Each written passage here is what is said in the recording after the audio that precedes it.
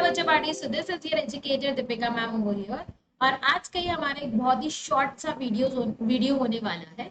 Basically मैंने एक series start की है जिसके अंदर आपको 4 वीडियो मिलने वाली है और इस 4 वीडियो के अंदर आपको चारों चैप्टर जो आपके इंडियन इकोनॉमिक्स के हैं उससे रिलेटेड आपको मिलने वाले हैं यहाँ पे टेबल एनालिसिस वाले क्वेश्चन। तो बहुत ही शॉर्ट सी वीडियोस है, मतलब जो भी एनसीईआरटी के अंदर टेबल्स दे रखी है मैंने वो टेबल्स निकाली है जो एग्जाम पॉइंट ऑफ व्यू से इंपॉर्टेंट है और एनालिसिस या उससे रिलेटेड क्वेश्चंस आ सकते हैं। तो हर एक चैप्टर का शॉर्ट वीडियो होने वाला है, ज्यादा लंबा वीडियो नहीं होगा। तो स्टार्ट करते हैं आज हमारा पहला वीडियो जिसके अंदर हम एम्प्लॉयमेंट चैप्टर से रिलेटेड जितनी भी टेबल्स है उनका एनालिसिस करने वाले। तो पहली टेबल आपको यहाँ पे दिख रही होगी, रूरल अर्बन में मेल फीमेल का जो रेशो है, वर्कर पॉपुलेशन रेशो, मतलब पूरी पॉपुलेशन में से कितने वर्कर है, कितने लोग काम कर रहे हैं। तो यहाँ पे मेल फीमेल तो है ही एक साइड पे और दूसरी साइड पे अर्बन और रूरल है। तो इस टेबल से रिलेटेड 2 क्वेश्चन आपके सामने बन सकते हैं। देखो, टेबल का डेटा आपको लिख के ही आना है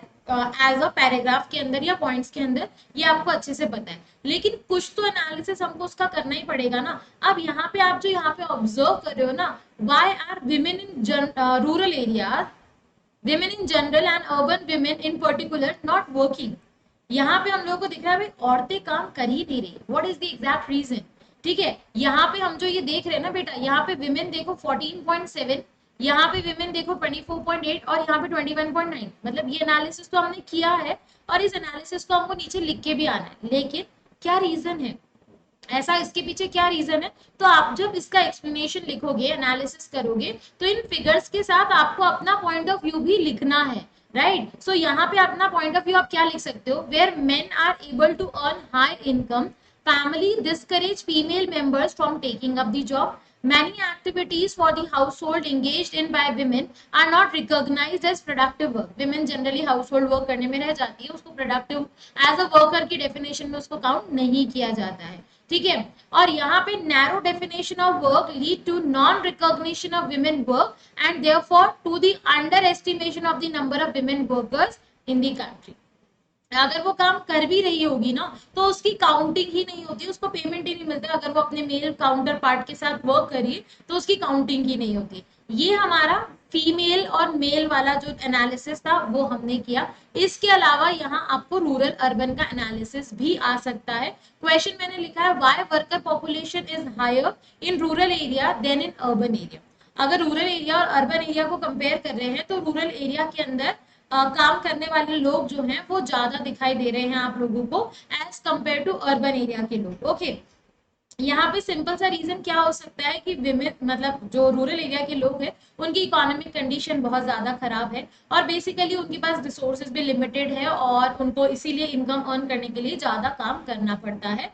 और बहुत दूसरी एक और जो मेजर रीजन है वो ये भी है कि रूरल एरिया के अंदर लोग ना स्कूल वगैरह नहीं जाते। अर्बन के अंदर आप देखोगे, आपने ऑब्जर्व किया होगा कि बड़े बड़े लोग जो है, जो मतलब 22-23 तक लोग पढ़ते हैं, 24-25 तक भी बहुत सारे बच्चे पढ़ते हैं, लेकिन रूरल एरिया के अंदर ऐसी कोई अपॉर्चुनिटीज पढ़ाई की नहीं होती जिसकी वजह से उनको लगता है कि चलो काम ही कर लेते। तो वहां बहुत छोटी एज से लोग काम करने लग जाते हैं जिसकी वजह से वो स्कूल वगैरह नहीं जाते हैं और पार्टिसिपेशन, वर्कर पार्टिसिपेशन ज्यादा होता है, ठीक है। उसके बाद in rural area people can not stay at home as their economic condition may not allow.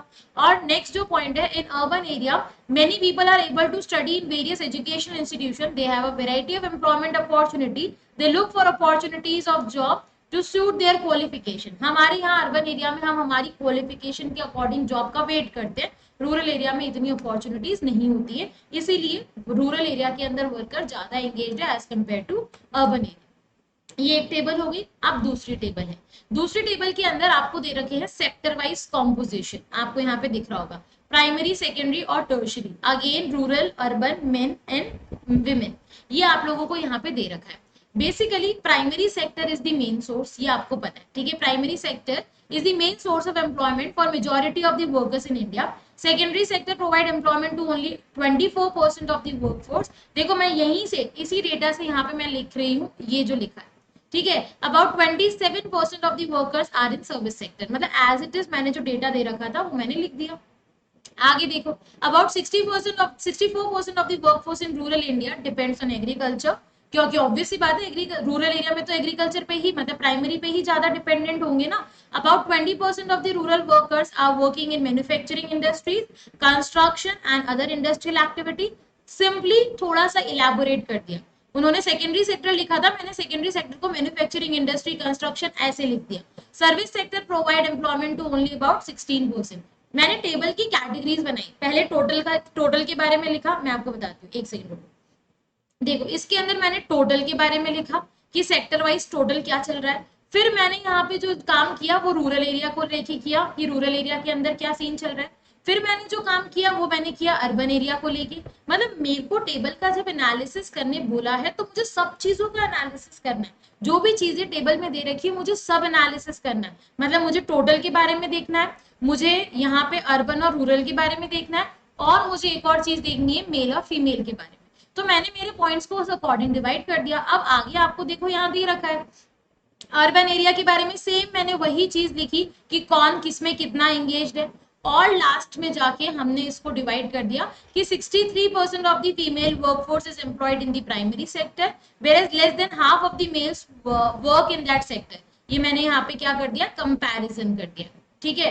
Main get opportunity both in secondary and service sector, लेकिन फीमेल्स को ज्यादातर यहाँ पे देखा जा रहा है कि प्राइमरी सेक्टर में ही अपॉर्चुनिटीज मिल रही। हो गया एनालिसिस, बस इतना ही करना था। अब एक डायग्राम और दे रखा है बेटा आप लोगों के, वैसे डायग्राम आने के चांसेस नहीं है, स्टिल इसी डायग्राम को वो आप लोगों को क्वेश्चन की फॉर्मेट में दे सकते हैं, टेबल की फॉर्मेट में दे सकते हैं। यहाँ देखो एम्प्लॉयमेंट बाय जेंडर है, मेल और फीमेल, यहाँ पे सेल्फ एम्प्लॉयड, रेगुलर सैलरीड और कैजुअल वर्कर्स थे। इन्होंने देखा यहाँ पे डायग्राम के बेसिस पे आपको दिखेगा कि fewer women found in regular salaried employ. Why? Obvious सी बात है ना, फीमेल्स को इतना रेगुलर सैलरी में कोई रखता भी नहीं है, प्लस माइग्रेशन नहीं करने देते, लिटरेसी रेट कम है, तो इस यही रीजन है। So one of the reason could be skill requirement. Since regular salary job requires skills and a higher level of literacy, women might not have been engaged in great extent. और दूसरा जो हमारा यहाँ पे एक point आप और लिख के आ सकते हो कि माइग्रेशन की जो परमिशन है वो मेल्स को तो हमारी कंट्री में इजीली मिल जाती है, लेकिन फीमेल्स को नहीं मिलती है। ओके, नेक्स्ट हमारा पास जो लास्ट वाला एक ये टेबल है, मतलब टेबल नहीं डायग्राम है, एम्प्लॉयमेंट बाय जेंडर है, मेल और फीमेल है, ठीक है। अगेन यही है, इसी ये सेम डायग्राम मैंने आपको बताया, इससे रिलेटेड एक क्वेश्चन और बनता है। Self employment and casual wage labour are more found in rural area and as compare to urban area.